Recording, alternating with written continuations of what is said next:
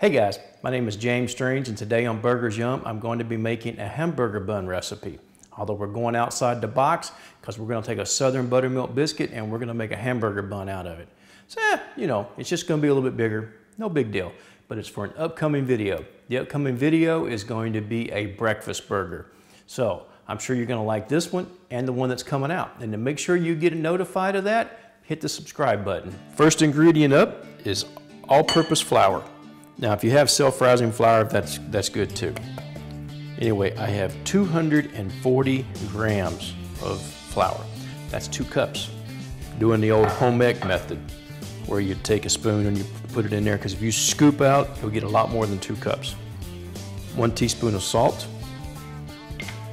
2 teaspoons of baking powder. If you're using self-rising flour, you don't need the baking powder. Now, I have 4 tablespoons of butter that I've cut up into cubes, and that's just going to help us do what we need to do now. Because what we're going to do is we're going to take and we're going to mash our butter up, and we're going to cut it in, as they say. And this is going to mix up our dry ingredients and get our butter in, but it's not incorporating it nice and smooth. You're going to wind up with little chunks, which is fine, because that's exactly what we want. I'll be back in a minute to show you what we're doing. Now, the reason we cut our butter in, make these little crumbs, is that's going to help make the biscuit nice and tender. And because what happened is it's going to leave like a little pocket. It's essentially how a croissant works, except we're not layering it. We're just, anyway, I got 2 tablespoons of oil. I happen to be using canola oil, but any neutral flavored oil that you have and that you like to use, feel free to use that. Just kind of mix this in just a little bit. I have 1 cup of buttermilk. Now all we're going to do is bring this mixture together. We're not going to keep mixing it, because the more you mix it, the tougher the biscuit. And I want them nice and tender.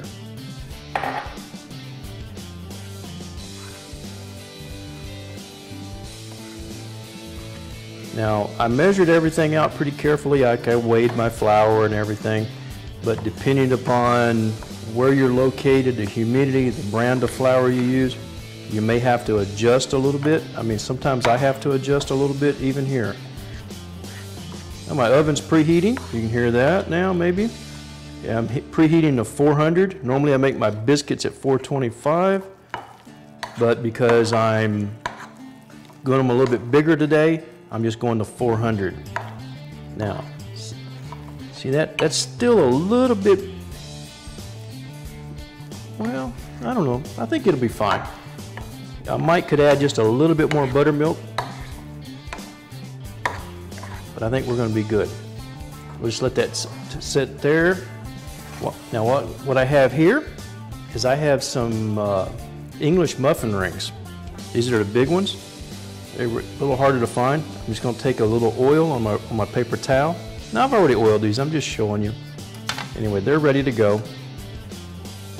Put you to the side. Wipe my hands real quick.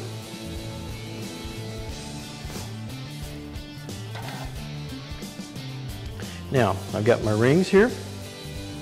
I'll need another spoon. I'm not rolling the dough out.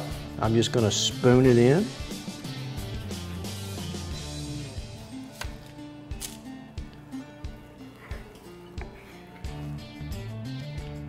And this will help keep them extra tender.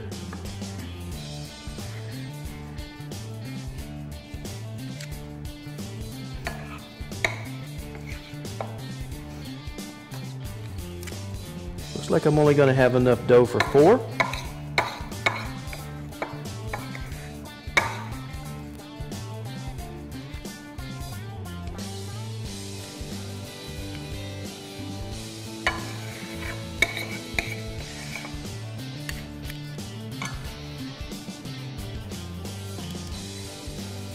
Just kind of dividing this up.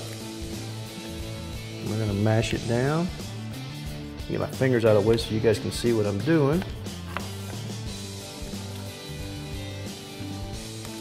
Now you may notice I'm doing these on parchment paper. It just makes it easier to handle them. That's all it's about. I've got some melted butter here. We're going to dab this on.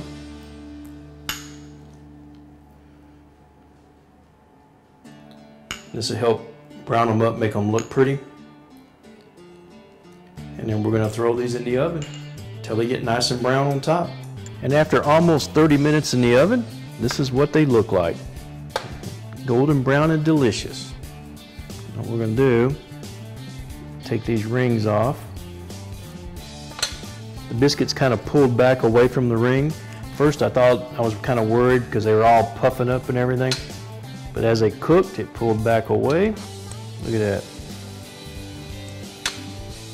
Now, see what this thing looks like on the bottom. Look at that bottom. That is like perfect.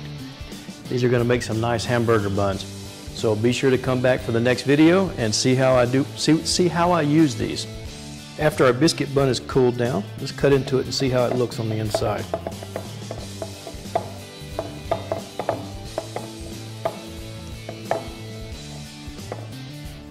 There we go. I mean, that looks good. Got a nice little crumb to it. What we were shooting for. This ought to be perfect for a burger.